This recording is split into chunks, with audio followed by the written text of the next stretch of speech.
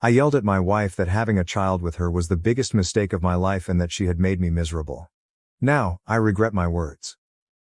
Repost as my last post got removed. I have been with my wife for 4 years. I have a 5-year-old from a previous relationship. My 5-year-old, Leah, is from my first long-term relationship during college. We split shortly after her birth, as my then partner admitted to being unfaithful and not being ready to start a family. My daughter loves my wife. They are inseparable. My ex does not have much to do with my daughter or myself except cause the occasional drama. She did not want any custody or visitation time, so my wife is her mother for all intents and purposes. My wife is almost 8 months pregnant. She has shut me out of the entire pregnancy but refuses to admit anything is wrong. I feel completely ignored and hurt. When we first learned she was pregnant, she told me while I was making breakfast. Of course I was elated. However, since it was an unplanned pregnancy, I asked how she was feeling at first. She began smiling and crying about how excited she was. I picked her up, gave her a million kisses, and told her I was so excited to have a baby too and what a wonderful mother she would be. All good, right? She went all out to announce it to everyone else. Balloons and boxes, t-shirts and best big sister mugs.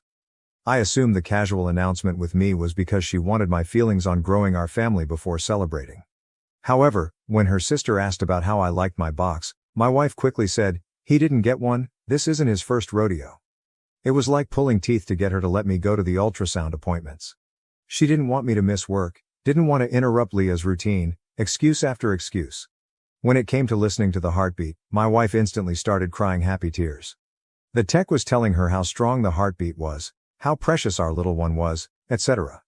I was feeling a bit emotional and cleared my throat to prevent crying. The tech said, "Aw Dad, isn't that sound beautiful?" My wife immediately said, "This isn't his first child. It's not that special for him." I immediately said this is one of the most important moments of my life. I can't think of anything more special. The atmosphere was clearly awkward after. Another thing that bothered me, I heard Leah and my wife's mom laughing in the living area. I was in the kitchen making dinner. When I walked in and asked what the fuss was about, Leah was touching my wife's stomach and was laughing with excitement that the baby was moving and it would be so cute. My wife let my daughter and Mill feel the baby move before me. I was hurt but simply said how happy I was. Later that night, my wife was poking her belly and laughing. I asked her to feel as well and she said, "You felt Leah move as a baby. What can be better than that? She was the cutest baby ever." She has felt pretty poorly throughout her pregnancy, but refuses to let me help her. If I bring her a snack and drink, she offers it to our daughter. If I try to rub her feet or legs, she asks me to play with our daughter so she doesn't feel like she is being replaced or ignored. I simply do not ignore my daughter. We have bonding time. I'm an active parent but I want to love my wife. She can hardly eat but when I asked her what I can prepare for her, it's whatever Leah wants. We went to the zoo with Leah, and my wife started feeling bad. She had cramps and was considering going to the hospital, severe nausea and dizziness. I carried her to a bench nearby and she began to cry saying she can't even stand up. I told her let me call an ambulance or I'll carry you to the car and drive you. She said she didn't want to ruin Leah's trip and we didn't even make it to the aviary, Leah's favorite part. I said I wasn't leaving when she asked me to continue to go through the zoo with Leah. We sat for a while until her dad showed up. She didn't even tell me he was coming, and he took her to the doctor. I was shocked, and followed them with Leah. When we arrived, Leah was upset about missing the aviary and pouting. At that point the health of my wife and unborn child were my concern. I really didn't care that Leah was upset.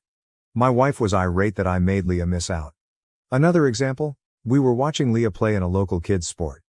I asked her, "Do you think our kid will be athletic, artistic, enjoy science or math?"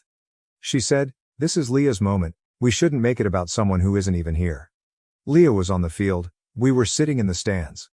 We had both waved to her, held up a sign for her, everything. I just wanted to talk about our baby. When her bump was really showing, she would always show it off to anyone who wanted to look. Her family, friends, siblings, etc. "Do you want to see my bump? I'm huge, so excited, I can't believe it's only X more weeks." They all touch her bump, talk to it, etc. Her parents come and read or tell back in the day stories. They go to the beach? 1,000 bump pictures posted on her friends' social media accounts, so ready to be an honorary auntie. Her sister wife puts the B in bump and beautiful. If we go out together, she wears the loosest clothes so I don't see it. I'll even see her pull her shirt down when she sees me come into the room. She sat on me the other day after being playful in bed. Her bump was right in my face.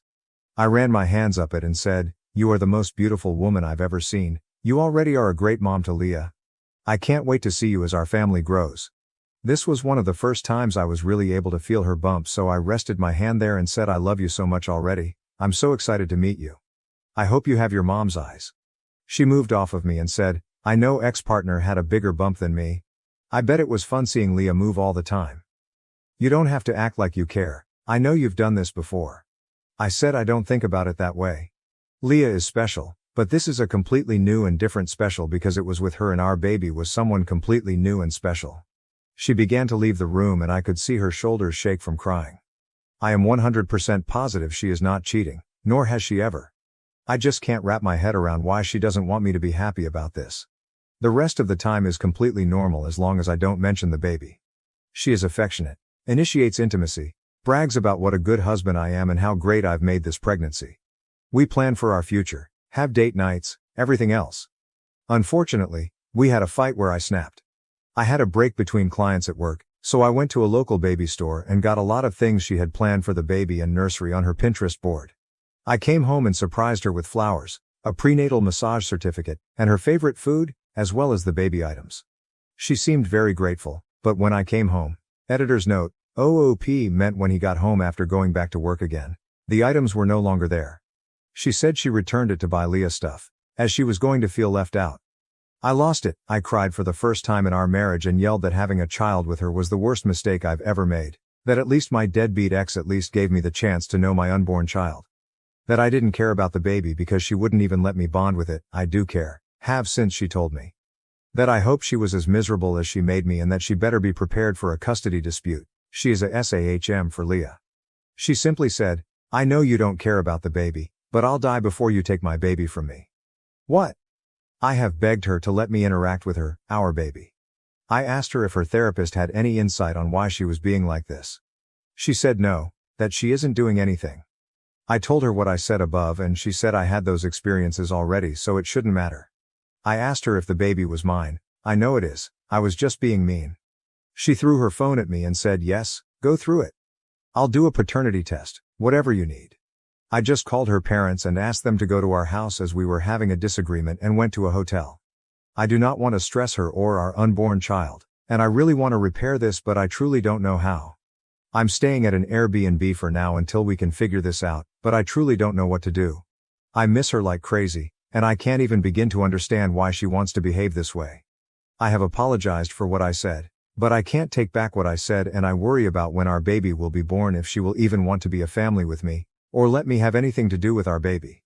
I spoke with a mutual friend who says she is very distraught and says she can't be a single mom, loves me, but her actions prove the opposite time and time again even when I beg for change. Relevant comments. Why did you say those things? OP, downvoted.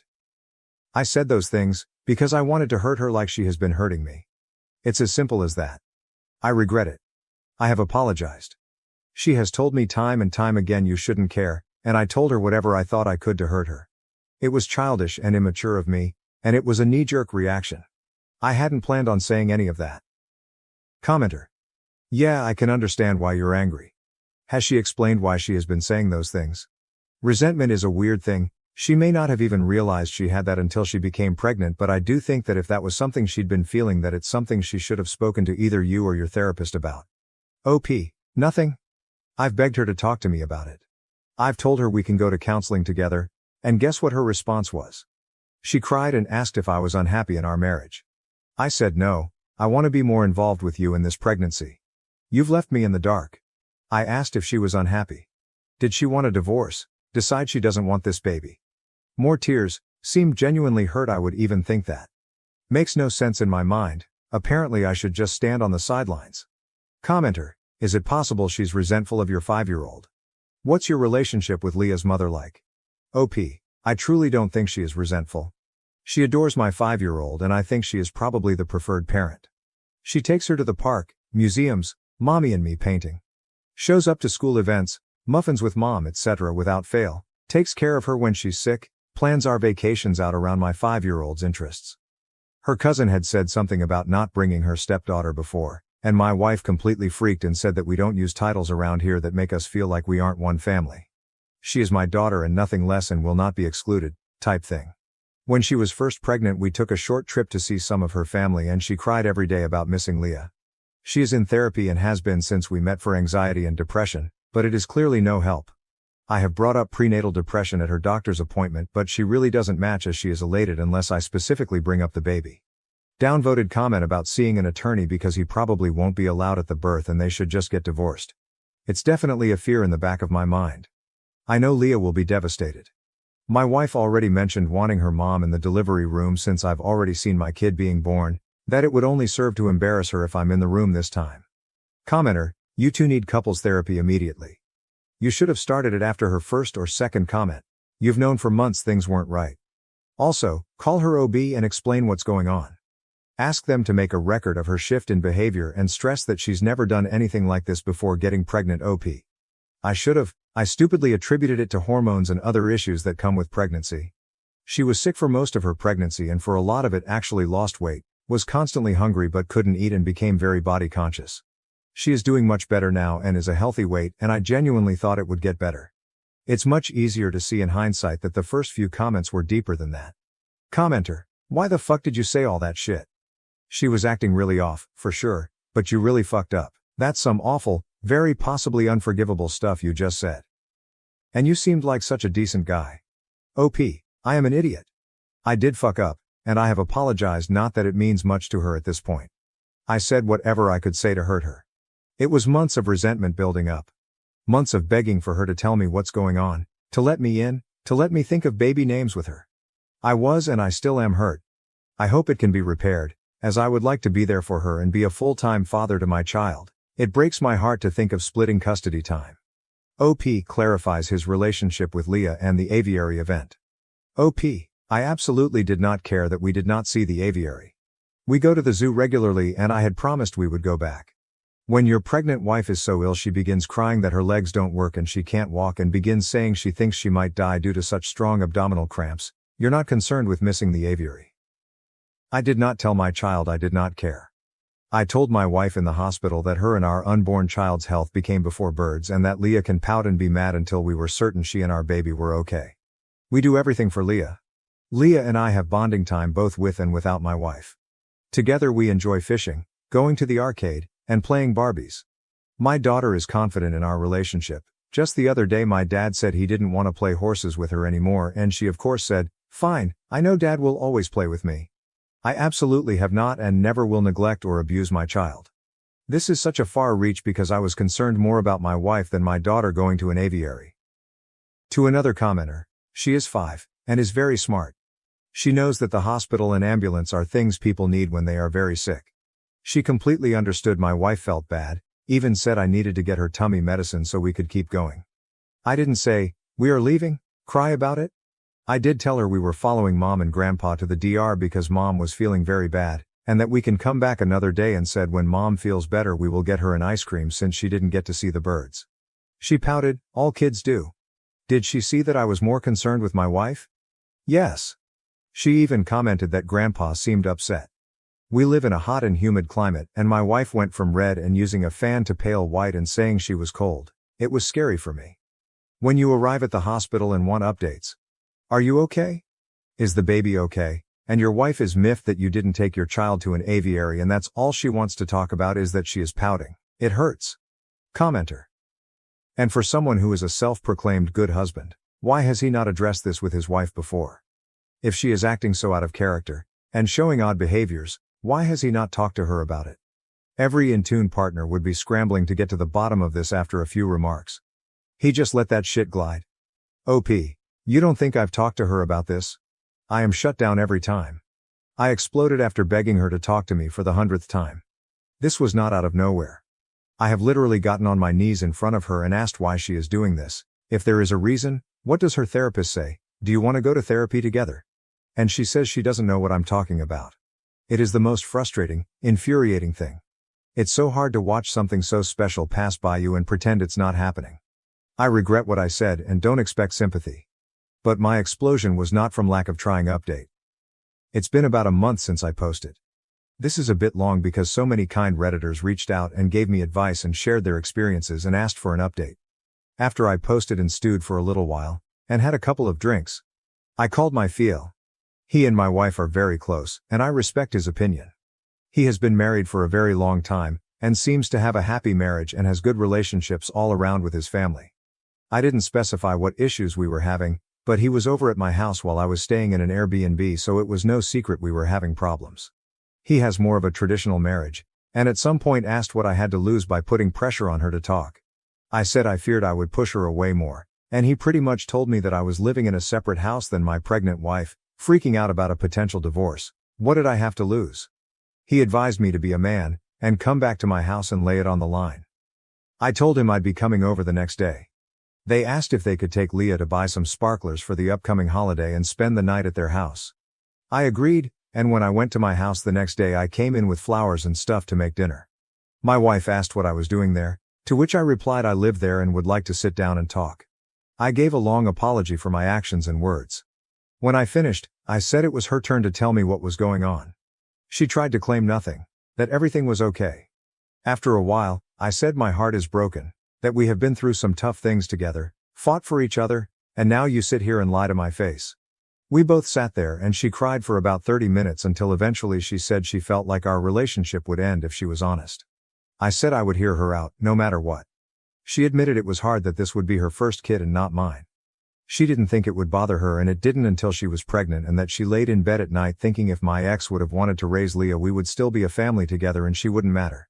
She expressed that seeing me emotional about our baby, or wanting to touch her bump, or treat her made her think of me and my ex and how I had already did all of the things she was excited to do with me. Near the beginning of her pregnancy, she had told a close friend that she couldn't wait to have a baby with her soulmate, and her friend replied that she didn't think soulmates had other children or baby mamas, that it was two people meant only for each other. She was very upset and asked if I thought we were soulmates like she did. She described herself and our unborn child as my sloppy seconds family, that no one grew up dreaming of having kids by multiple different people. That she was just the substitute when the family I wanted didn't work out. She also shared she had found some old images of my ex on social media and could not stop comparing her pregnant body. She feared the baby wouldn't be an equal to Leah in my eyes. It worried her when I would ask what she thought the baby would be like, that what if the baby was disabled, or didn't like to do the things we enjoyed as a family, or the baby and Elle didn't like each other. She said at one point she found herself wishing I had never had Leah, so she wouldn't have to worry as much, and that is when she knew she had to really put in the extra effort to maintain a relationship with Leah. She feared that between work and Leah, I wouldn't have time and wouldn't bond with the baby, like in the article she read online where fathers didn't bond with their children until they were able to do things with the family. When I did try and bond with the baby, she worried the baby wouldn't live up to Leah. I have never been shy about saying how much being a father means to me and how raising Leah has been the highlight of my life, along with marrying my wife and now having our child together. She said it was initially what made her confident in marrying me and excited to have a big family with me. But now constantly wondered if her pregnancy and this baby would be a highlight or a burden for me, because the stress is the same but the newness wasn't. And then what if a newborn and then toddler wouldn't be as interesting to me as Leah, who is capable of doing activities? She showed me a million articles of different men explaining they didn't bond with their children until 4+ years old. She also showed me videos where people say things they did with their first kid, and then get more relaxed as they have more children. She said it freaked her out because it was clear people stopped caring the more children they had.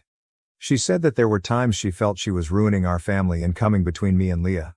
For example, at the zoo she said she cried on the way to the hospital. She was afraid Leah would hate her and resent the baby for cutting our zoo time short, and that I would be upset that I was spending my time off work at the hospital instead of doing the activities we planned with Leah. While I work, Leah and my wife spend a lot of time out of the house, library, local parks, etc. One of their favorite activities is biking together, and we bike together on weekends as well. We have lots of local trails, but due to her pregnancy she has not been able to.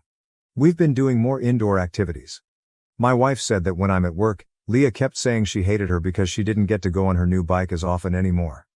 I said I would discuss it with her, because that is unacceptable.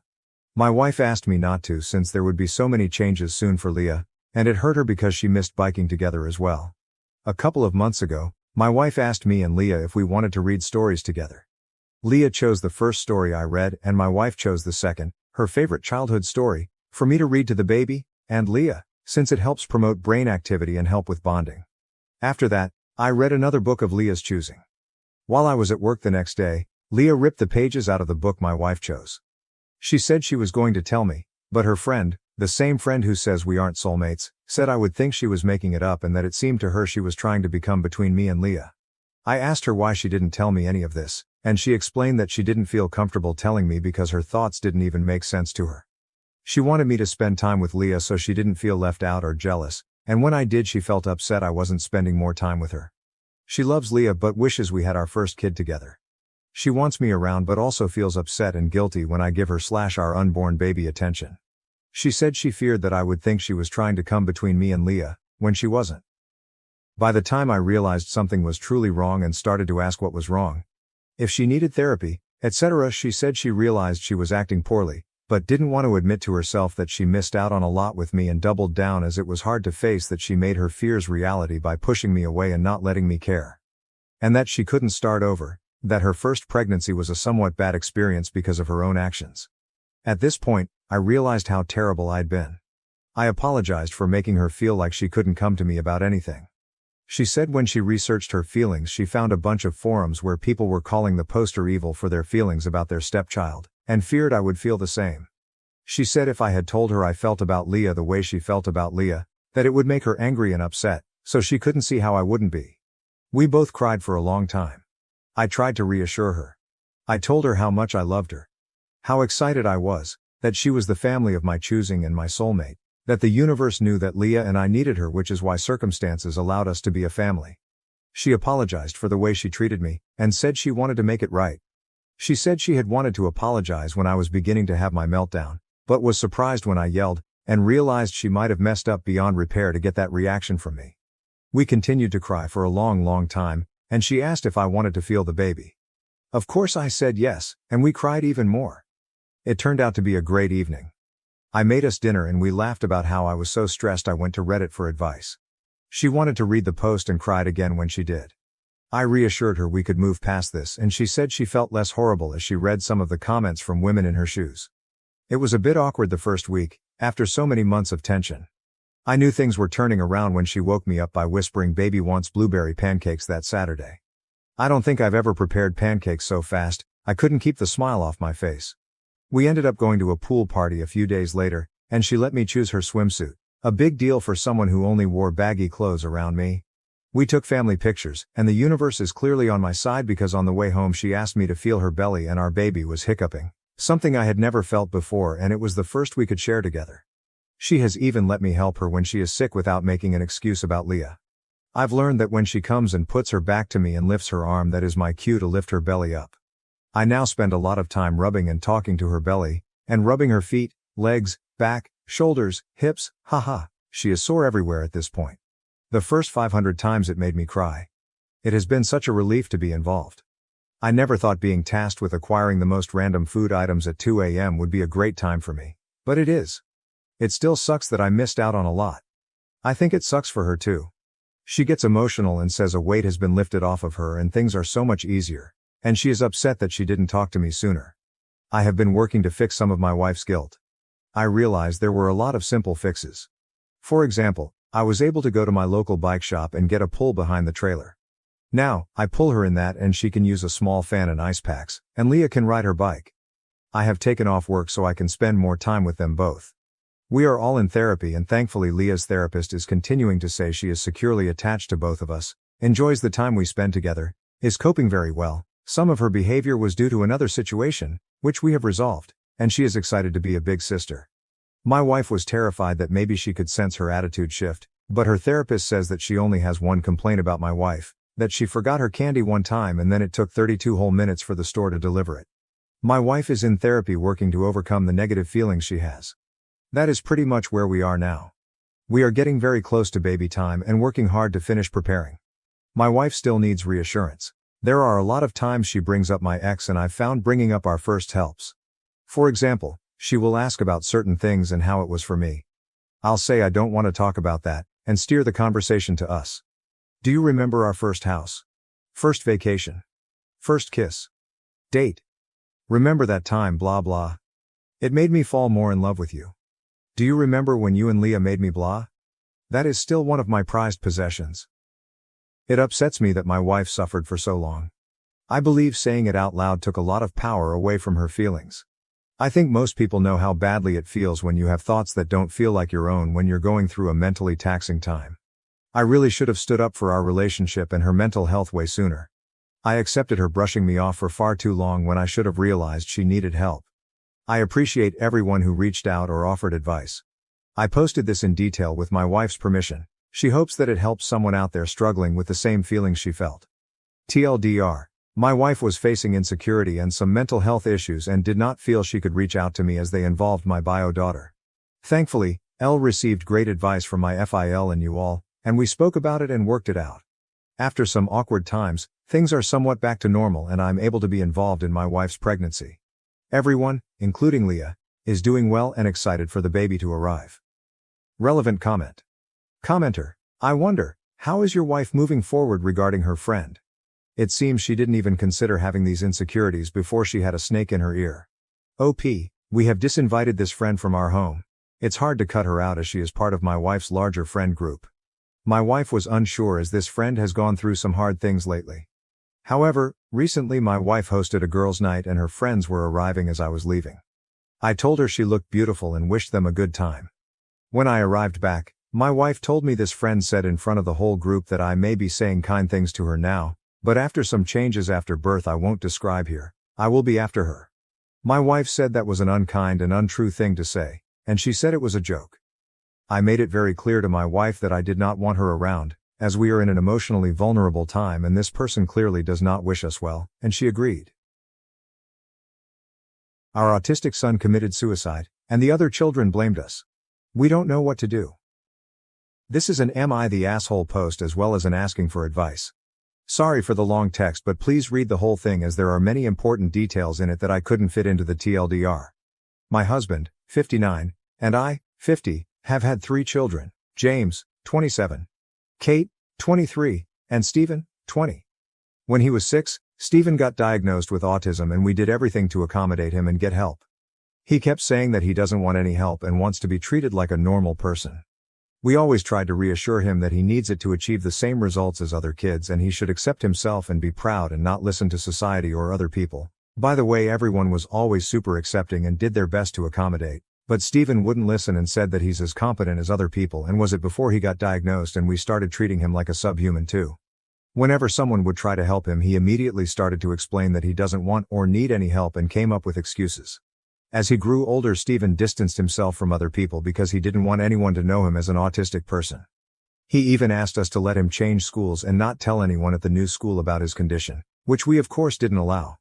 By the time he was in his early teens he fell into a really bad depression and became suicidal but refused to take medication or go to therapy to treat it because at that point he wouldn't accept any help from anyone at all even if it wasn't for his autism.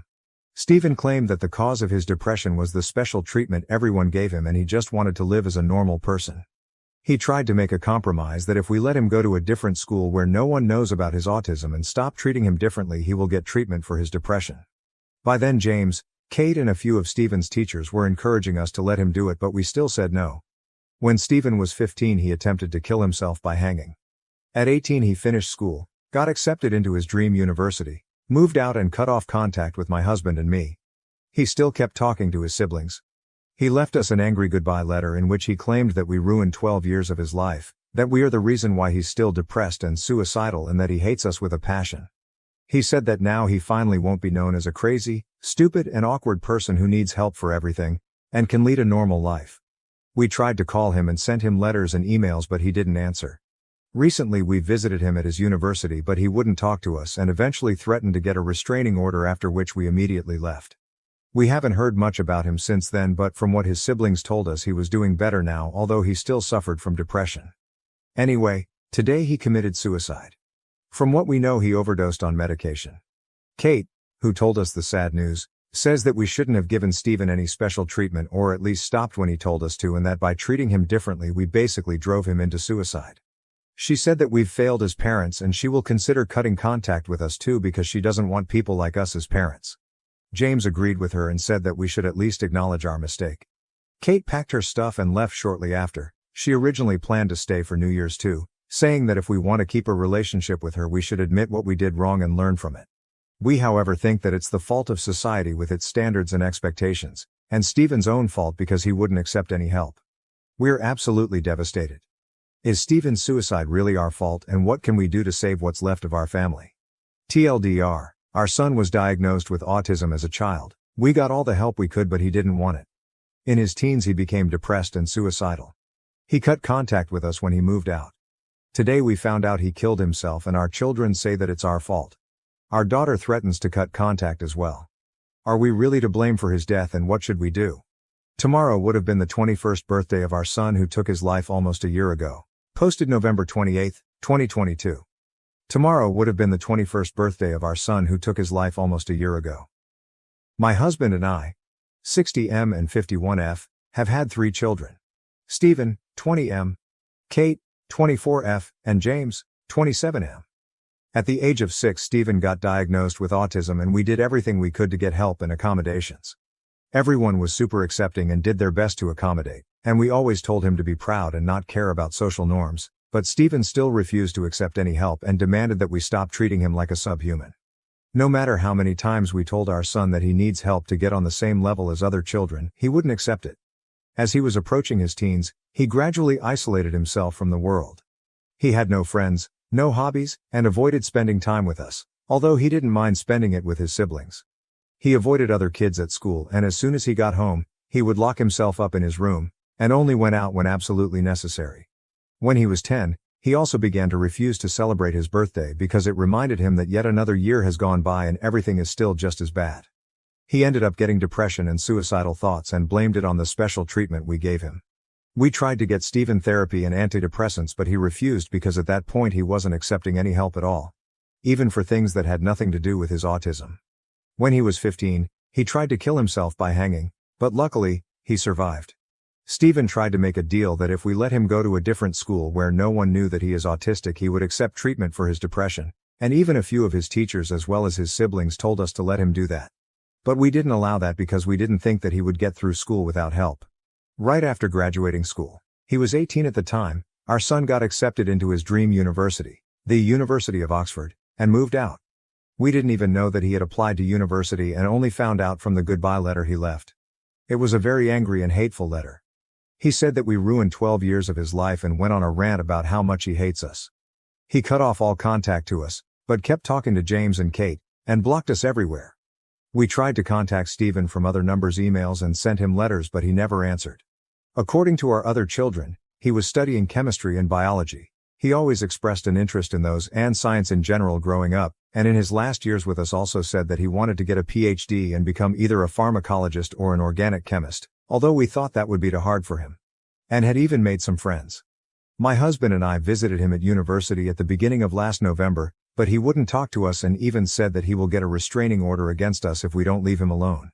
About a month after that, he attempted suicide again, this time by overdosing on medication, and unfortunately, he succeeded.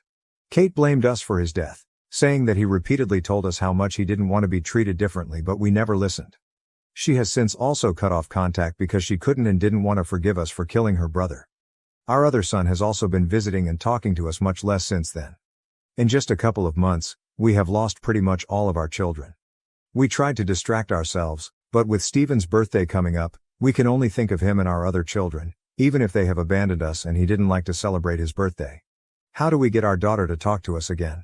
Posted December 12, 2022. We miss him so much. Our 60M and 51F daughter Kate, 24F, completely stopped talking to us about 10 months ago. She did it because according to her, we are to blame for her younger brother's, 21M suicide, which happened about 1.5 months prior to Kate cutting off contact to us. However, at the time of his suicide he has already also been no contact with us for over a year. He left for university, stopped talking to us and blocked us everywhere immediately after graduation, and we didn't even know he had applied for university. With the exception of one time when we visited him at university, and even then he didn't talk to us. Kate's other brother, 27M, still regularly talks to her and we've tried to get him to get her to talk to us again but he refuses because he thinks that Kate doesn't have to talk to us if she doesn't want to, and he also believes that our youngest killed himself because of us even though it doesn't make any sense. She doesn't talk to any of her other relatives, We've reached out to her on social media but she didn't answer, and although we knew where she lived until recently, we visited but she was never home. According to her brother, she has moved to NYC this September because she enrolled into a PhD program at some university there, so we don't even know where she lives now. What can we do to get Kate to talk to us again? My husband's drinking problem is getting out of control. What can I do? Posted December 18, 2022. My 51F husband, 60M, has had a drinking problem for somewhat over 2 years now. He usually drinks vodka and occasionally wine and has 5 shots of vodka on weekdays and sometimes up to a whole bottle on weekends. When he drinks wine, it's even more, and he will even have an entire bottle during the week. When he's drunk, he is extremely angry, and although he doesn't get physically aggressive, he screams and yells a lot, and I basically don't get any real time with him, with the exception of the occasional few hours on a weekend, because he gets drunk as soon as he gets home on workdays and often starts drinking by around noon on weekends as well. His drinking problem comes in waves. With my help, he has managed to get it under control multiple times, and although he would still drink almost every day, it was usually nowhere near enough to get him drunk, but it always gets worse again. He only began intensively drinking about 2 years ago when our youngest applied to university without us knowing, and then cut us off when he went off to said university. My husband felt very angry and betrayed, and he still is, and that's when he resorted to alcohol. Before that, he would only drink on special occasions like holidays, parties and date nights, and even then he almost never had enough to get drunk. I feel like I've lost him since his drinking problem began, at least during the waves when it's really bad, because he's drunk most of the time and then all he does is just scream around. What can we do to end his drinking problem? My stepsister stole my fiancé and taunted me with postcards. Now they're broke and begging for a job at our family business. I, 28F, was engaged to my college boyfriend about 4 years ago. We had been together throughout college and got engaged at 23. A week before our wedding, he ran off with my stepsister. My ex-fiancé Greg, 28M, and my stepsister Melissa, 28F, eloped just before our big day, leaving only a letter behind. In the letter, Greg admitted to starting an affair with Melissa a few months after our engagement. He said he realized he couldn't marry me because it would be unfair to all of us, as he and Melissa were the ones truly in love. He believed the universe used me to bring him to his true love, and marrying me would deny us all a happy future. And that was it. They left, and I didn't see them again until recently. Greg's parents were so embarrassed by his actions that they covered all the wedding costs, so I didn't have to pay anything. That was the last time I interacted with his family. My own family was beyond embarrassed. They were furious. My father even considered hiring a private detective to track them down and bring them back for answers. Just to let you know, my father is actually my stepdad, but he has been my father ever since I was very young, and I have always called him Dad because he is the only father I've ever known. My biological dad left shortly after I was born, and my mom never saw him again since he gave up his parental rights, and they were never married. My mom married my dad when I was 8. Melissa and I went to the same school, which is how our parents met. For some reason, Melissa took a dislike to me and treated me terribly for years. She was a true bully, constantly picking on me at school with her friends. The torment didn't stop at home. She would find ways to make me feel bad there too. Despite my complaints, our parents' attempts to discipline her weren't effective and she wasn't afraid of them, so she continued her bullying. My school years were a nightmare because of her and her friends. Much like my dad was absent, Melissa's mom wasn't around either, as she had passed away a few years after Melissa was born. Her mother died in the middle of the night from an epileptic episode, so whenever my mom tried to discipline her, Melissa would retort that she had no right because she wasn't her real mom. My father attempted to stop her bullying, but it was futile as she was fearless. They tried everything from scolding to gentle talks, but nothing curbed her behavior. Occasionally, they threatened to send her away, but she would boldly challenge them, knowing they were empty threats. In middle school, she was already troublesome, but by high school, her behavior worsened significantly. She picked up bad habits, becoming almost a juvenile delinquent. She started smoking and sneaking out to drink with her equally problematic friends. The turning point came when she was arrested with her friends one night for breaking into a house while drunk. This incident finally pushed our parents to take action. After weeks of pleading and protesting, they managed to send her to a rehabilitation center for troubled teens. Though she was unhappy, my father was adamant, insisting that if she wanted to stay with us and be part of the family, she had to improve. He couldn't allow her behavior to continue and disrupt everyone else as she was becoming a menace to society. Melissa left during our sophomore year and didn't return until after we had graduated. She enrolled in a school near the rehab center and stayed with her aunt. I didn't see her during those years because I had no interest in how my biggest bully was doing. My parents visited her every weekend and always asked if I wanted to join, but I always said no. Her friends ignored me after she left, which greatly improved my high school experience as I no longer had anyone constantly bullying me. Melissa continued her education in rehab and, when she returned, the first thing she did was apologize for everything she had put me through. She seemed much calmer, and I thought she had genuinely changed, so I forgave her. We were both heading off to college in a few months anyway, so it didn't seem to matter much. Once college started, we both moved out and only came back home for the holidays. During those times, she was much nicer to me, not in the sense of being friendly, but she simply ignored me instead of constantly picking on me as she used to. I had no reason to suspect anything even after getting engaged. They both acted as if nothing was happening. I never thought Greg might have feelings for Melissa. It never crossed my mind because Greg convincingly acted like he was in love with me, all while cheating on me with Melissa. She also pretended to be my friend, so I didn't find out the truth until it was too late and they had already left. My parents wanted to track them down and bring them back, but I convinced them to let it go because I just wanted to forget everything. It was already devastating that Greg and Melissa made a fool of me by running off a week before my wedding. I couldn't handle any more drama. I was deeply depressed and emotionally drained. For weeks, I buried myself in work and sleep to avoid confronting my heartbreak. My heart was shattered and I felt numb, but worse was yet to come. A couple of weeks after the day that should have been my wedding, I received a postcard from Melissa. She was in California, and included a bunch of photos of her and Greg looking incredibly happy. It was clear she was rubbing it in my face. She mentioned being sorry about the surprise before my wedding, but it was obvious she wasn't truly sorry. She just wanted to hurt me. That's when I realized she had never forgiven me for what happened years ago and blamed me for being sent away. She never wanted to be my friend. She used me to get to Greg.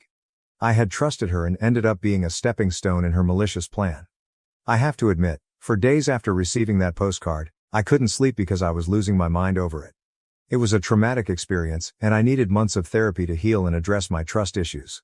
The postcard wasn't a one-time thing. She sent me pictures of her and Greg for months. It only stopped after about a year because I never responded or engaged with her drama. Our parents were furious and cut all ties with her after the first postcard. They never reached out to her again, which was a significant loss for Melissa because she was poised to inherit her dad's business. She was a business major, partly because she wanted to join our father's company. However, after her betrayal, our father severed all ties with her and offered me the opportunity to work with him instead, feeling he needed to make amends in a significant way. Unlike her, I had a degree in history, which had nothing to do with business. Therefore, I needed to learn the ropes from scratch. My father assured me this wasn't an issue and was eager to teach me everything he knew so I could eventually take over the business. I agreed and started working under him to learn how to run the business, allowing him to retire and hand over the reins to me. After a few years of hard work, I was promoted last year, and my father retired. It was a fantastic feeling, having started from the bottom and learned everything I needed to know. Now, the business runs smoothly under my management, and my parents can enjoy their time together without worrying about it, thanks to my efforts. For a long time, I immersed myself in my work, which helped me move on from Greg. The combination of work and therapy allowed me to heal, and I no longer think about Greg or what he did. I never expected to hear from them again, let alone have them ask for my help. It would take a lot of nerve and a serious lack of common sense to ask for my help after betraying me, humiliating me and flaunting it. Yet Melissa and Greg must indeed lack sense, because that's exactly what they did a few days ago. It was the weekend, and around lunchtime, my doorbell rang frantically. Thinking it was the pizza I ordered, I didn't think much of it. To my shock, when I opened the door, instead of the delivery guy, there stood Melissa, looking extremely worried. Speechless, I waited for her to speak. It was clear she was there to ask for help. She looked destitute and her appearance betrayed her situation. Melissa, always impeccably dressed, now wore old faded clothes that looked long out of date. Her jeans were too short, and she appeared malnourished. I had already decided that whatever she asked, my answer would be no. She explained that she and Greg had been struggling ever since he lost his job a few months ago. Instead of job hunting, he had taken to drinking. Although she had been trying to find a job, her efforts were unsuccessful because she had left the workforce to handle household chores when she moved away with Greg. This gap in her resume made her a less attractive candidate for the job she applied for. She had heard from relatives that our father had retired and handed the business over to me, so she came to ask if I would hire Greg. Melissa admitted she hadn't approached our parents yet and came straight to me because she believed I had a kind heart and felt immense guilt over her past betrayal, confident I wouldn't turn her away. Now that she needed my help, her entitlement was so absurd that I laughed in her face and told her to apply elsewhere because I don't hire cheaters. Then I shut the door on her and walked back to the living room, ready to call the cops if she didn't leave soon. Fortunately, she left that day, but she hasn't stopped bothering me. After her visit, I called our parents to tell them about it. They said they'd heard from neighbors that Melissa was back in town without Greg but hadn't mentioned it. In our small town, news travels fast, so we quickly found out that Melissa had been in town for about a week, staying with an old high school friend. It was likely this friend who told her where I lived and that I had inherited the business she thought should have been hers. She was now really playing that card. A few days after visiting me, she went to our parents to complain about how heartless I was. She expected them to side with her, thinking she had the upper hand by playing the victim, but she was wrong. My father told her that the business was mine to run and I could make my own decisions. He wasn't going to interfere. My mother reminded her that she had betrayed me by running away with my fiancé after pretending to be my friend for years, so she deserved whatever was happening to her. Melissa had lost the right to ask any of us for help, especially after sending me postcards to torment me. She tried to defend herself, saying it was all in the past and she was a different person now, but my parents told her to leave, wanting nothing to do with her anymore. She threw a tantrum, accusing them of always favoring me and treating me like the golden child while ignoring her. My father responded that he had made more allowances for her behavior than any other parent would, but she insisted it still didn't matter. I had everything she was supposed to have, including the business I was flaunting.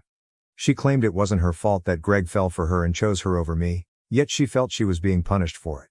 She said the postcards she sent were sincere apologies, not attempts to torment me. Honestly, I haven't stopped thinking about her words since my father told me. It's true she was supposed to inherit the business and be in my position, but she lost that because of her own actions, not mine. I never asked my father to cut her out and give me the business, he did that on his own. It seems unfair for her to blame me. She also accused me of being the golden child, which isn't true, but I can see why she thinks that.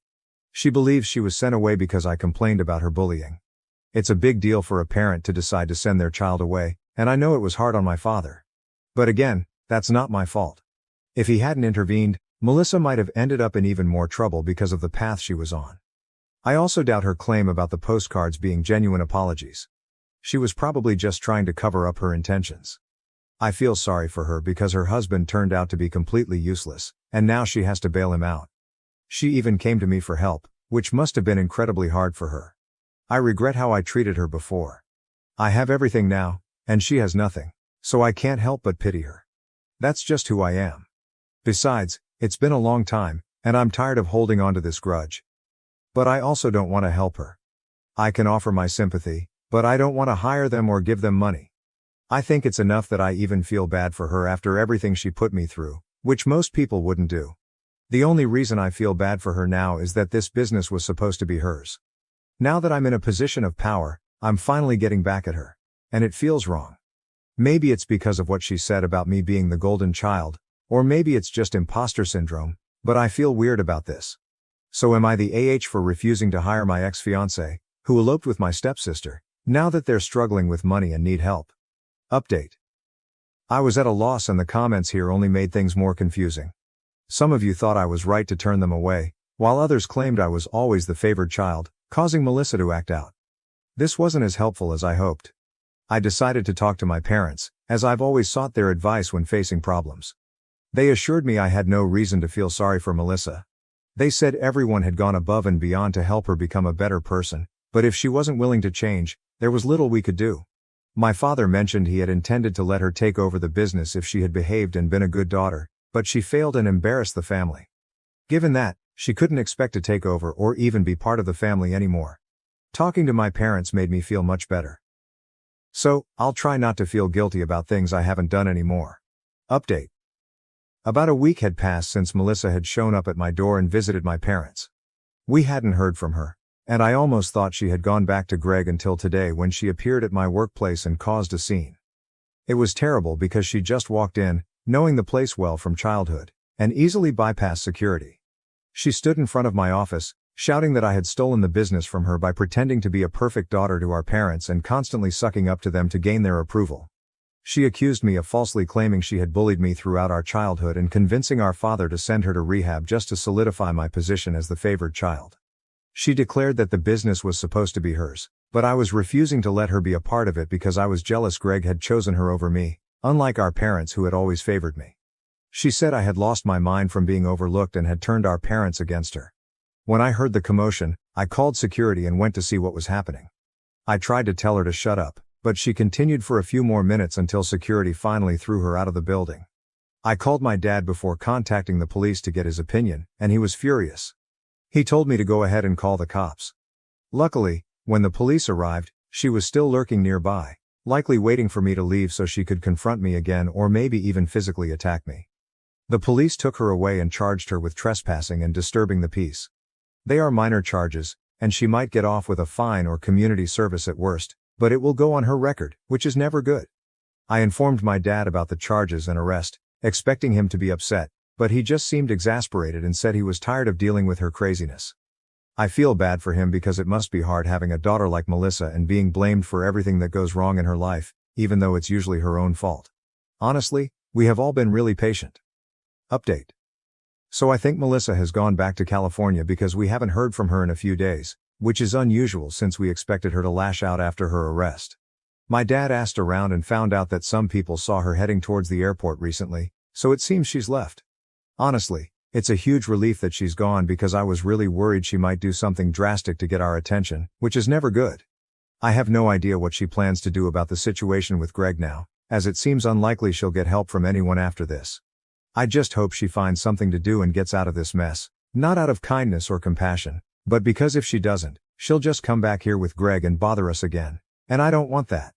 So I genuinely hope and pray that either she or Greg finds a job and can support themselves. For now at least, I won't have to hear from her for a couple of weeks, and I believe this nightmare is finally over. I found out I was pregnant with my fourth child not long after divorcing my husband. I'm conflicted about whether I should keep this baby. This is long. I'm sorry, I've sort of written a novel here. I wanted to post this in a relationship advice group, but the subject matter isn't allowed. My ex-husband and I were married for 10 years, although the last 2 were spent in variations of separation. We've been divorced for roughly a year. We have 3 kids, 10, 8, 5, I'm pregnant with our 4th baby. I don't know if we'll actually be parents to 4 kids or not. I'm so conflicted. We are so conflicted. There was no abuse or cheating in our marriage, although he did sleep with somebody else during our separation. There are a variety of other reasons why we ultimately got divorced. After the initial feelings of failure and heartache, and there was an immense amount of heartache on my end despite being the one who filed for divorce, we were able to get along pretty well. It becomes platonic so quickly, and it's like when we removed the romantic and married relationship from the equation, things got so much better. We split time with our kids 50-50ths. That's really hard for me because being a mom is such a huge part of my identity that I still sometimes struggle to know what to do with myself during his time with the kids. Ultimately, I'm happy that he's a loving, involved father, and I'm glad that they do spend half their time with him, even if I still sometimes cry over not being with them all the time. We still do things together as a family sometimes. We sit together at our kids' activities, things like that. He has a girlfriend now. She seems nice. He met her not long after our divorce was finalized. It hurt. I cried way too much over it. He waited over 6 months to introduce her to our kids, which I was thankful for. My kids like her. Our youngest child was unexpectedly admitted to the hospital not long ago. He had surgery. In the grand scheme of things, it was a pretty minor surgery and he's absolutely fine now, but this is my baby and he had to spend multiple nights in the hospital, so this was a big deal for me. My ex-husband was there the entire time, being a great dad, being a supportive partner to me as I worried over every little thing. We spent all those nights in the hospital together and I remembered why I married him. He was always able to be the strong, level-headed rock for me. He was this safe person who I knew would take care of everything and protect me. When we were in the hospital, he told me that I'm the most important woman in his life. When our son was discharged, my ex-husband came back to my house. My baby was home safe, our other 2 children were excited to be home after staying with my husband's sister for several nights. We were all together at home like a family again. That night after our kids were in bed, we had sex. I hadn't been hoping for it or planning it. It was just like as soon as the kids were tucked away in their rooms, we were having this intensely passionate, needy, amazing sex that we shouldn't have been having. We went to sleep in my bed and at some point in the middle of the night we had sex again. The next morning we both decided our emotions with the whole situation with our son just got the better of us. We said we didn't regret sleeping together, but that's all it was and we were just going to go back to our normal divorced lives. We wouldn't make it awkward, just move on. Then I found out I was pregnant. We didn't use a condom. I don't even have condoms in my house anymore. I'm not on birth control. I haven't been since we divorced. I haven't needed it since I haven't had the time or interest to start dating again. I really wanted to be single for a while. I know I was ovulating when we slept together, which was probably a contributing subconscious factor as to why it happened. My body sees him being a good dad to our kids and it wants another. My cycle is like clockwork and we've always conceived on the first try every time we've tried to get pregnant. Our first kid was not even a try, it was 2 weeks before your wedding you find out you're pregnant and spend your honeymoon with morning sickness surprise. So now I'm about 8 weeks pregnant. I've known for about a week. I just told him this past weekend. I didn't know if I would tell him at all. I realize now that I only told him in hopes that he'd tell me what to do and figure the situation out for me. Only he didn't. I know it makes no sense to have a baby with somebody I chose to divorce. I don't need a fourth child. Why can't I let go of this though? Update 1. I posted about a week ago. My ex-husband and I have been divorced for about a year. We have 3 kids, ranging from 10, 5 years old. We have gotten along great since the divorce, better than when we were married. It's almost like we're friends, can do things with our kids, and enjoy being around each other. About 2 months ago, our youngest unexpectedly ended up having surgery and spending several nights in the hospital. He's fine now. My ex-husband and I stayed together with our son the entire time he was in the hospital. When he was discharged, my ex-husband came back to my house, or former family home, at our son's request. He was just supposed to spend a few hours there. Help our son get settled, then go home. However, I guess all of the emotions and being together as a family in our former shared home got the better of us and we ended up having sex twice that night. Now I'm 9 weeks pregnant. I wasn't on birth control, was on it until after our divorce was finalized, but have been intentionally remaining single for a while and not involved with men in any way, so was giving my body a break from birth control. Initially we were undecided about what to do, but as of last weekend we made the decision together to have the baby. It feels sort of crazy to me. Definitely not a situation I ever imagined I'd find myself in. I already picture this baby looking just like our other kids. I guess that's why I struggled with the idea of not continuing with the pregnancy, which I know isn't really a valid reason to have a baby. This is probably the last baby I'll ever have. I'm 39, so even if I were to meet a man who I trusted enough to want to have a child with and a future with, I'll be well into my 40s by then. I plan to be very picky, but I'm not even at the point of wanting to find somebody new yet. We're not getting back together, for now. We get along great when we're not married and living in the same house. We feel it'd be irresponsible to all of our children to attempt to get back together right now because of this. Chances are higher that we'll be able to co-parent this baby successfully if we live separately. However, we are committed to working together to do what has to be done to take care of the baby when he or she gets here. Our kids are doing so great right now and they seem very happy and secure with the current setup of our lives and homes, so we want to stick with this for now. I don't know if I really understand what I'm getting myself into. Our other kids were all born into a marriage and a 2-parent home. I know that sharing custody of a baby will be a lot different than the kids going back and forth between homes. I might be feeling too positive about it, but I think it could work out fine. The new baby will just see this as normal, right? Next thing to worry about will be having to explain this to everyone when we tell them. My family and friends will get over it, but I'm especially concerned with explaining it to our kids.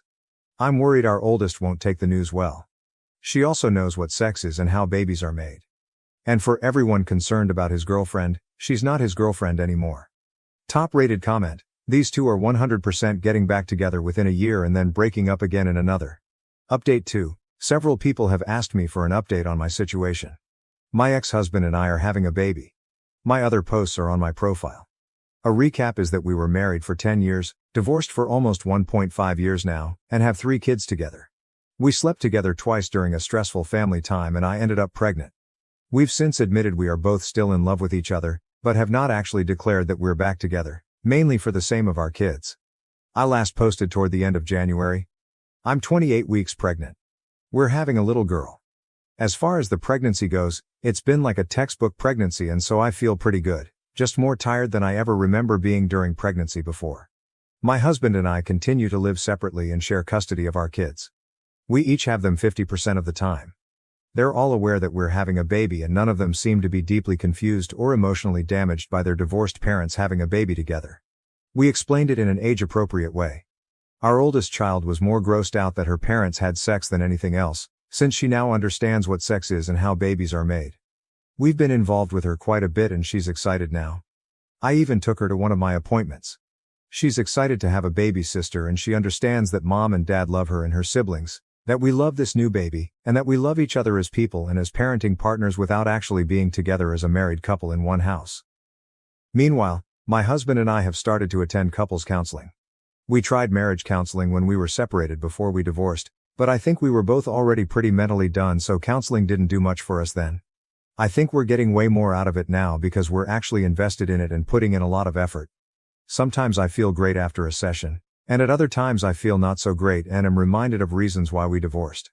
Overall, I think it's a good thing for us no matter what happens with our relationship. We've been sleeping together for the last few months. We already agreed that we won't be seeing other people at this time. I wouldn't be saying this while pregnant anyway, and it's not as if I'll even have time with 3 kids and a newborn. We agreed that we will not open ourselves to being with other people while we are working on our relationship and before that conversation is had between us. We are carrying on just as we have been since our divorce, as far as our kids are concerned. Dad doesn't spend the night at our house. We do things together as a family sometimes, but we were doing that even before anything was rekindled between us. We're not acting as a couple when we're together as a family. We're friendly with each other, but there is no holding hands, kissing, etc.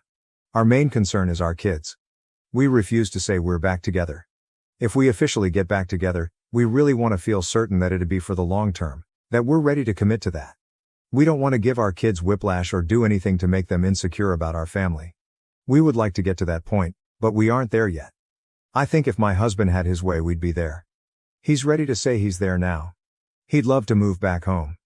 But he understands and agrees with my reasoning. I'd love for him to move back home too, based only on emotions. We both have things to work on, separately and together. I want to be a better spouse this time around.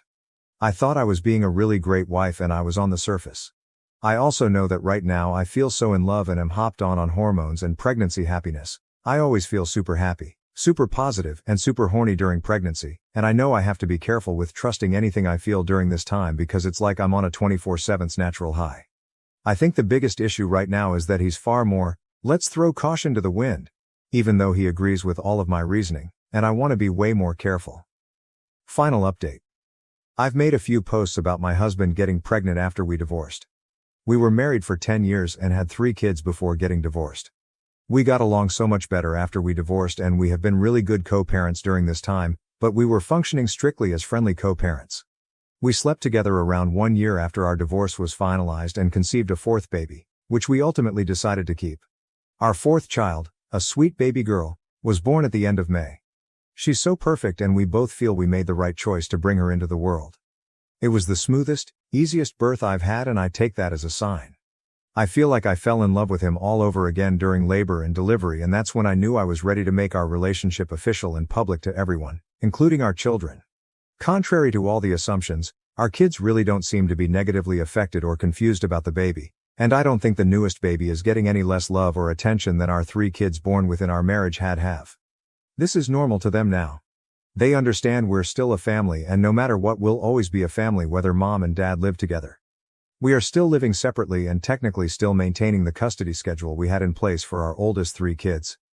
Although, the kids are with me every weekday right now since it's summer break and I'm on maternity leave. We have a different arrangement for the baby, but he does take her overnight a few nights a week. I got our family home in the divorce and he spends time here with all of us. He has spent some nights here at home to help with the baby, but he doesn't stay in my bedroom quite yet. He has not moved in, although he has tried and continues to suggest it. This is probably the biggest point of contention these days. To me, this feels like the best of both worlds. I love him and truly don't want to be with anyone else. I think I sort of function better and am happier also living in my own space that he just visits. I know it's not the norm and some might say this means I don't really love him as much as I think. I really believe I'm just one of those people who needs more independence and alone time, and maybe we never would have got divorced in the first place if this had been the arrangement from the beginning. Is it sort of selfish? Maybe.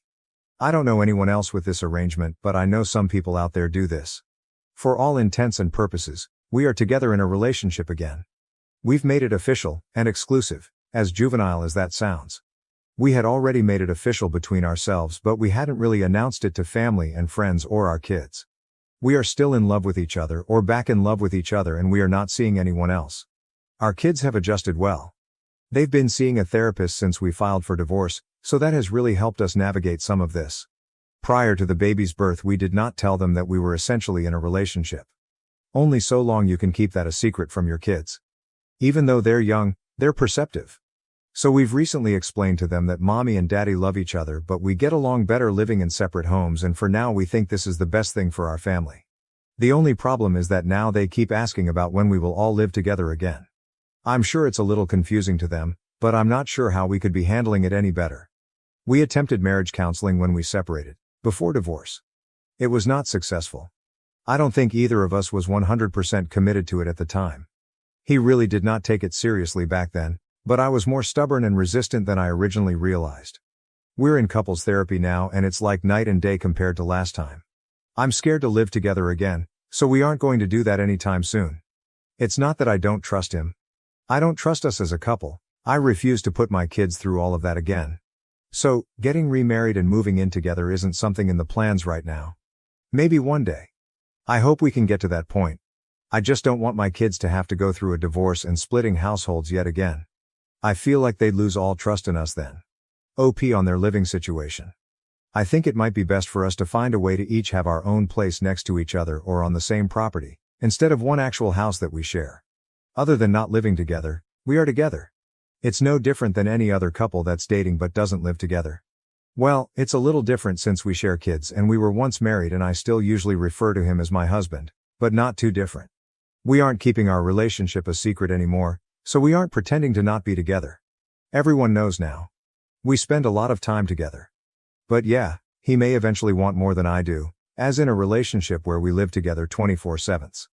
At this point, the hubby's ex-GF was firmly in the rearview mirror, and OP was still brushing it off as if it is no biggie, but I found one exchange that people may find interesting. OP, downvoted.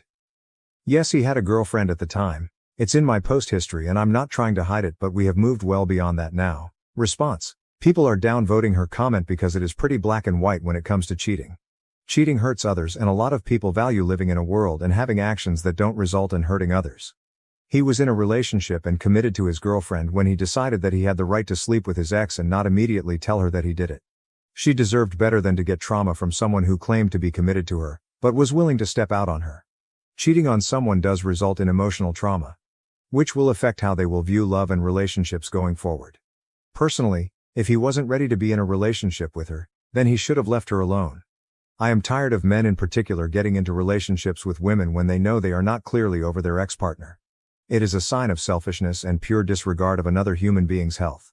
She was used as an emotional support and sex object by him, because no one that respects their partner would do something this cruel. So I'm not going to cheer on someone who could have just avoided this entire situation by not being in a relationship when he was clearly not ready to be in one, and hurt someone deeply. Edit, I want to add additional thought as well. Cheating is not only an emotional hurt but a sign that you give zero care about your partner's health. He was presumably still having sex with his ex-girlfriend after sleeping with no condoms with his ex-wife. With the rate of sexually transmitted diseases and infections increasing and the likelihood of the disease being antibiotic resistant, he told his ex that he had zero care for health and emotional well-being. She had the basic right to know that he slept with another person while still being intimate with her, especially with no form of protection. Not calling the ex-wife dirty, but with the risk of catching a disease that's incurable, or opens you up to higher risk of illness. Every person who is engaging in a sexual relationship deserves honesty. OP. All of this may be true. I'm not arguing anything you said. But I'd like to know what everyone on Reddit thinks we're supposed to do about it. We can't go back in time and undo what we did. Maybe Redditors feel that as an act of penance we should not be together, despite very much wanting to, since that's what we deserve for hurting her in the process. We should never be allowed to move on and have any happiness in our lives, together or separate, because we did something at one time that hurt somebody. Short of publicly flogging ourselves and maybe not allowing ourselves to ever be in a relationship with anyone ever again as a form of self-punishment, what are we supposed to do to satisfy the masses? Neither of us are proud of hurting somebody. Am I the asshole for telling my best friend I don't want to hear about her shitty boyfriend anymore? Hi Reddit, I am feeling really bad about this, and need advice. I, 23, have been friends with my BFF Kayla since we were 11. She is awesome and has supported me through some really tough times, and I have been there for her through a lot of shit too. We have never fallen out, and we always supported each other. Until now. Kayla has been with her boyfriend James for just over 2 years now. I liked him at first. He was good for her. He made her happy, so I was happy. But for the last year or so, every time I have seen or chatted to Kayla, all she has done is complain about him. Some of the stuff she has told me about him is super gross, and I have lost all respect for him, and in turn, I have started losing respect for her. She has also changed a lot since being with him. She used to want to travel the world, explore and experience new things. Now she never leaves her house and wants to be a stay-at-home mother by the time she's 25. It makes me sad to see. She has lost her sparkle. It all came to a head when we went for dinner for my birthday. She spent the whole night complaining about James, as always, telling me way too much personal stuff about him, as always, and just generally moaning. It was after we had finished our meal when I finally snapped and said I don't want to hear any more about her shitty boyfriend, because everything I advise her to do she just ignores and I have nothing left to say to her. I told her she should dump him if she hates him so much, and if she isn't going to dump him then to quit bitching about him all the time because I didn't want to hear it anymore. I had had quite a few glasses of wine and was just feeling super bummed because she made my whole birthday dinner about her and her stupid boyfriend. This was 5 days ago and she hasn't spoken to me since. I messaged her the next morning apologizing and asked her if we could meet up to talk about it, but she hasn't responded. Relevant comments. To a longer YTA comment. OP, thank you for your comment. I do actually agree with you after reflecting. I haven't ever told her that I'm tired of her not taking my advice, and I have never asked her to not complain about him. This was the first time I had challenged her. I have always been very patient with her, and let her complain as much as she wants. This has left me feeling emotionally drained after every time I see her. I should have set boundaries in a calm and mature manner, when I was sober. I was just so annoyed that she made me an entire birthday meal about her relationship issues. I had also just found out that I had got my dream job, and wanted her to be happy for me. I took out my frustration on her and I spoke to her poorly. Thank you. I am going to try and fix it with her top commenter. I mean, you took the nuclear option and drunkenly exploded on her rather than having a civil conversation about how the constant complaining was impacting you and your friendship. Of course she's hurt and pissed off. Not to say she's free and clear of taking over your birthday, but she may honestly have no idea how much she complains or how draining it can be for others. The fact that you have lost respect for her means maybe it's time for the friendship to end. If you don't like her and you don't like being around her, what's the point of the relationship? Don't expect her to forgive you for handling the situation like you did instead of like a real friend would though. Alcohol ultimately didn't make you do this. OP, alcohol didn't make me do this. I did it because I didn't communicate sooner, and I had a lot of pent-up anger. I shouldn't have spoken to her like that and I'm going to apologize. Commenter, downvoted. You are the asshole. Get off booze and other drugs. OP. I accept I'm the asshole, but if I want to have a few glasses of wine on my birthday, that is my prerogative. I don't do drugs, and I am over the legal drinking age. I had 3 glasses of wine. On my birthday. Commenter, NTA, the best thing you can do is let her be right now. When she's ready to talk she will reach out to you. OP. I'm worried that if I let her be, she will never reach out and I will lose her as a friend. I don't want to lose her. Despite her frustrating me with constantly talking about her boyfriend, she is a good person. I was thinking of writing her a letter to apologize and explain how I feel. IDK. Commenter, a letter may be a good idea, especially if she has blocked you on social media or is avoiding your messages. Do you have any mutual friends willing to tell Kayla how you feel? OP? She hasn't blocked me, but she has already ignored one message so I feel like she would just keep ignoring me. All of our mutual friends have dropped her because they can't deal with her complaining. They're all telling me to unfriend her, but I'm not ready to do that. Commenter. Is the relationship just bad, or is it abusive? Not acting like her usual self, her spark is gone. Those are red flags. If it is an abusive relationship, and emotional abuse very much is abuse, then make sure to leave the door open for her to contact you when she's ready to leave. Abusers isolate and control their victims, and cutting off friends and family is part of the goal. If the support system is gone, it's harder to leave. So tell her that you will always be there for her if she decides to leave him. That does not mean you have to keep listening to her. Tell her that you are done hearing about this guy and set whatever boundaries you need, but tell her that when she is ready to leave him, you are there for her. OP, it isn't abusive. If anything, she's not very nice to him. She doesn't like the guy, I don't know why she stays with him. She struggles with her mental health, and he is a very lazy guy, so encourages her to stay in bed all day. He isn't what she needs, but he isn't abusive. Who paid for dinner? OP, I paid. It did need to be said, but not in the way it was. I want to apologize for the way I say it, not for how I feel. Commenter. So let me get this straight. Your best friend of 12 years goes to your birthday dinner empty-handed and you pay for it. She spends the whole night making it about herself and her stupid BF, and it got you to the point of yelling at her, rightfully so, and now she's giving you the cold shoulder. This girl is not your friend, she's a user. This is not a friendship worth having. IDC what financial situation is, if it's your BFF birthday, you make it work. It's not about money, it's about effort. If she truly couldn't afford to go out, then she could have made you dinner and a birthday cake and bought a $2 bottle of wine. OP, yeah, I guess that's true. I told her not to get me anything because she's broke. I wasn't expecting anything, but I was expecting her to at least ask me how I am, instead of just talking about her boyfriend. IDK Update 1. Edit. Thank you all for your comments. I can see you're all very divided about if I'm the asshole or not, and I get why. I have accepted that I am the asshole for going nuclear when drunk, and I know I should have spoken to her in a mature and calm manner way earlier than I did. She shouldn't have ruined my birthday dinner, but she is struggling. She didn't deserve to be spoken to like that. I have decided to write her a letter apologizing for the way I spoke to her. I am going to write, very nicely, that I still stand by what I said and that I love her, but hearing her complain repeatedly about the same issue without taking advice is very draining. I'm going to tell her I want to still be friends and that I don't want this to ruin our friendship. I will also recommend she goes back to therapy. She had a therapist in high school but ghosted her. If she then reads my letter and decides to end the friendship, then that is up to her. I will be sad, but everything happens for a reason. Right. Update 2. Firstly, thank you so much for everyone who commented and messaged me. Nice or not, it was great to get everyone's opinion. So I wrote Kayla a letter, like I said I was going to in my edit. It felt very formal and weird to do, but for some reason doing it over text felt wrong. I wanted her to know I'm sincere. I said that I love her, and I value our friendship extensively, and apologized for the way I spoke to her. I said alcohol wasn't to blame. I was. I spoke to her like an asshole and she didn't deserve it. I wrote that I have felt frustrated about the situation for a long time now, because it upset me seeing her so frustrated and upset all the time with the person who is supposed to cherish and respect her the most. I told her that I wholeheartedly believe that she should end the relationship. I said I knew this wasn't my place to say, and that she didn't need to take my advice and that I would support her in whatever decision she made. But if she decided to stay with him, I need her to stop complaining to me about James and their relationship because it was too draining for me to hear it. I said of course she could talk to me about anything major, but hearing the same complaints on an almost daily basis was exhausting, especially when she wouldn't take or even listen to any advice.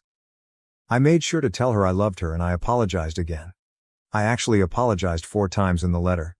I put it through her front door the day after I posted here. She called me yesterday and asked to meet. I went round to her place last night and we talked for just over 2 hours. She told me she actually broke up with James the day after my birthday. Apparently me snapping at her about it shocked her into realizing how often she was upset by him and how much she complained. She has spent the last few days processing everything, so that's why I hadn't heard from her, which is so valid. She actually thanked me for doing it, which is crazy. She said although I was a bit of an asshole, it was what she needed to hear. We both cried a lot and hugged it out and then watched 90 Day Fiancé LOL. I think it's safe to say we will be okay. She is obviously struggling because she is grieving their relationship and breakups are awful. But I will support her through this, like I always do, because I know that she will support me when I next get my heart broken. I am single AF right now, but who knows what the future holds. So the TLDR is that me snapping at my best friend at my birthday dinner for complaining about her boyfriend for the whole meal caused her to dump him. I didn't lose the friendship, I actually got my best friend back. I can't wait to support her while she finds herself again. Thank you all again, have a great day everyone. My husband abandoned us to see the Grateful Dead's final show, leaving me and the kids broke. I've decided to plan our divorce, am I the asshole? My husband is a deadhead. His entire identity is built around this band and he's seen them and their various incarnations over 50 times. Normally I don't mind, but 2 years ago I was in an accident that left me unable to work. I now receive a tiny disability check once a month for it. He works, but it hasn't been easy with the cost of everything skyrocketing. My disability check doesn't even cover the full cost of our rent, even though our rent is the lowest in our area. Long story short, Dead & Company is made up of what remains of the Grateful Dead, and this is supposed to be their last tour. We live on the East Coast, where he's already seen them twice, which was already more than we can afford, but a few days ago he took out a loan and bought tickets to go see their final show in San Francisco along with round-trip air and hotel and whatever else he needs out there. Me and the kids are left with $10, some pocket change, and what feels like a very big fuck you. School starts back in a month and the kids both need school supplies and clothes. I could name 1,000 things we need, things that we're going without while money is tight, but this is what he chose to do. We're not going to starve over the weekend, but I don't even have enough money to go get them a pizza while their dad is having a blast on the other side of the country and hanging out with his online Deadhead fam. I understand that this band means a lot to him and I tried to be supportive of that, but I feel like he's crossed a line here. He refused to talk about how much all of this is costing us, but when I looked up the cost of concert tickets, flight tickets, hotels, transportation and food, the bare minimum figure I get is still around $1,000. It could very well be and probably is a lot more than that. I've supported him through a lot of things, but this weekend, while he's off having fun and leaving us to fend for ourselves, I'm slowly planning my divorce. I'm playing nice while I get all of my ducks in a row, but this is it for me. I'm tired of watering down essentials like shampoo or laundry soap, living off rice and beans just for him to turn around and take out a loan so he can go to a show all by himself across the country. Edit to say I commented somewhere below to let everyone know the current plan. Apologies if you have to scroll to find it. OP adds an update to a deleted comment. You guys, I wish I had the time to thank you all individually for the overwhelming support I've received here. I really was not expecting that when I posted. Even though I'm dealing with something so fucked up, I feel so much better than I did a few hours ago, knowing there are so many decent and kind people out there, so thank you for that. I mean it. As for everything else, divorce is inevitable. He might not be a total monster, and I'm sure on any other day I would have been able to tell you 1,000 different things that are good about him, but this is a huge betrayal and I just don't see how we're going to come back from that. We're only barely making ends meet now, and this one single selfish act of his leaves us thousands of dollars in the hole overnight. I'm occasionally capable of small miracles, but pulling money I don't have out of my ass isn't one of them. It's the weekend now, so I won't be able to even think about speaking to a lawyer until Monday at the earliest. I wish I could say I'm packing up now, but the reality is I'm stuck here, at least for a little while. The $10 I have in my account doesn't go very far these days. I'll have money again on the 1st, so tomorrow I'll be packing just the essentials, birth certificates and the like, and taking them to my friend's house for safekeeping for now. I'll also be calling my landlord to see about having my name removed from the lease agreement. I'm not going to tell my husband I'm leaving yet though. He's going to come home and tell me what a beautiful experience it was. Tell me how much he wishes I could have been there and how he'll take me one of these days and make it up to me eventually. And I'll smile and play along for the next 2 weeks. I'm not sure where I'm going yet, but I do know I'm not going to pay 3/4 of the rent just to be immediately broke again and have the lights and water and phone all turned off a few days later because he put us in this financial pit. I hope his social media fam are impressed enough by his presence and Instagram stories to make all this worth it to him. I hate it. I can't even begin to explain how hurt and shocked and tired and angry I am. I'm also numb. I don't know how it's possible to feel all this at the same time, but hey, here I am. Thank you though from the bottom of my heart. And for the handful of pecans wringing their hand about me being a leech and sucking the joy out of his life. Keep in mind that I worked from the time I was 16 up until I got hurt, and there were plenty of times throughout this relationship where I was the breadwinner. I provided for him during those times because that's what people in relationships do for one another. I'm very sorry you've never cared enough about someone else or had anyone care about you to understand that. I draw disability now because I paid into a system that was put into place to do for people exactly what it's doing for me right now. Edit. I appreciate the offers, I really do, but if you need to donate to anything, please donate to your local animal shelter or food closet or a needy family in your neighborhood. This blew up way bigger than I thought my rant was worth to anyone, but the kids and I are gonna be okay. We're leaving tonight to stay with a couple of friends. Everything is moving very quickly now, it's sort of surreal. OP updates the original post update. I wasn't expecting I'd need an update already, but he knows. Someone here decided to share my vent elsewhere so he saw it on Facebook. He's angry that I've made him look like an asshole. I told him all I did was talk about it without naming him. And if people decide he's an asshole based on his actions, he's got no one to blame but himself. I'm so nervous, I'm shaking and I feel like I might vomit. Some friends have offered to come help me pack and let me and the boys stay with them until I can figure out something more permanent. Edit. Also, please don't try to send me, or anyone pretending to be me, pretending to collect on my behalf, anything. We're in good hands right now and we're not going to go without.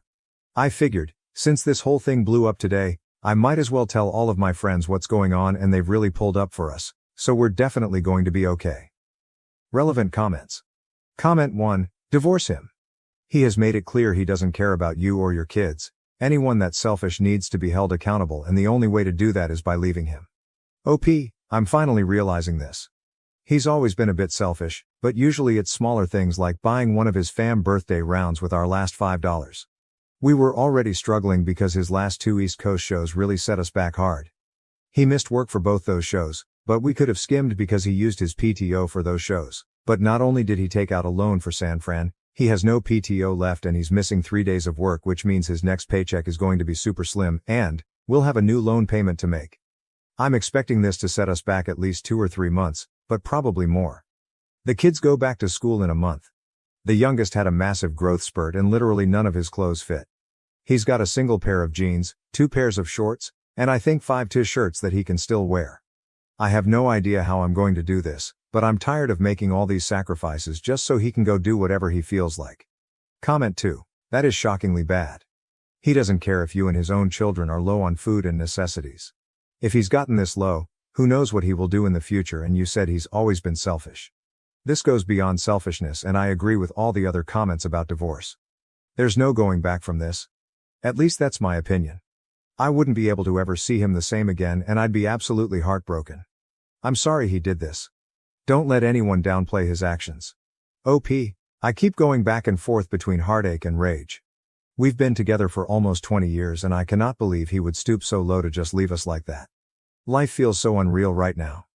I have a doc appointment this week that I'm gonna have to call and cancel first thing Monday morning because I don't have the money for it anymore. This is so fucked. It's 8 in the morning and I didn't sleep at all last night worrying about this stuff. I can't wrap my head around it.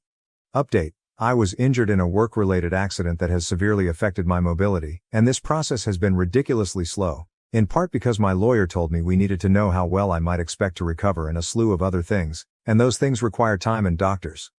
I've been basically guaranteed a fairly large settlement. The problem is I'm planning on filing for divorce tomorrow. I had a fairly solid career before my accident while my husband sorta skipped from job to job. I was fine with that at the time, but I'm on disability now and my husband has made a series of increasingly awful financial decisions that, well, let's just say they're bad and I can't stay married to him anymore. Are either of us entitled to alimony? Will he be entitled to any of this settlement when it comes through? If I collect child support from him, is that going to have any bearing on my other case? I'm calling my attorney and maybe a divorce attorney tomorrow if my current attorney can't do it. Hopefully he can recommend someone, but I don't know how long it'll take to set up a meeting and I guess I just wanted to ask here first so I'll have some kind of heads up. Married almost 20 years in South Carolina, if that matters.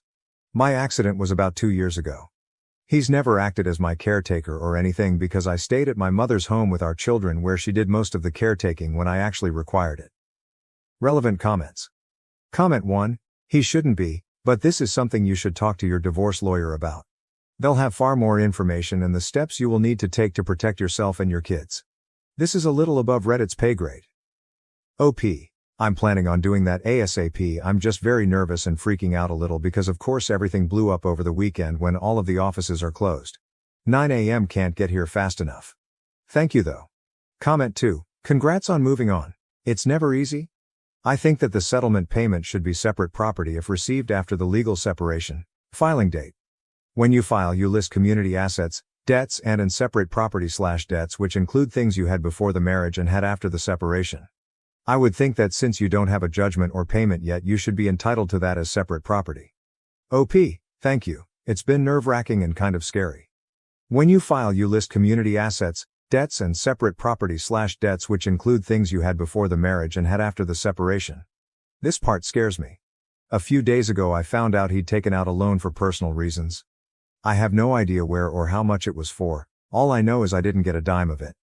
I tried to guesstimate how much he got based on his plans, but I've been told by others that number is likely way off. I'm worried that he's done this before, because while he makes decent money, we've been so broke and barely scraping by. After bills and stuff he should have at least $500 left over every month, more if he's had any raises since starting, but we can't even afford the basics anymore. So if it turns out he's been getting credit cards or other loans and owes a ton of money without my knowledge, am I on the hook for that? Even if I didn't benefit from it in any way? Comment 3. Unfortunately, most likely the answer is yes. Sign up for a credit monitoring service and run a credit report. Better yet, sign up for 2 accounts, one in his name. You'll be able to see what loans and credit cards are taken out and account payment history and balances. And importantly, lock your credit so he can't take out more cards or loans. You'll have to lock in with all 3 credit score companies. Do this now.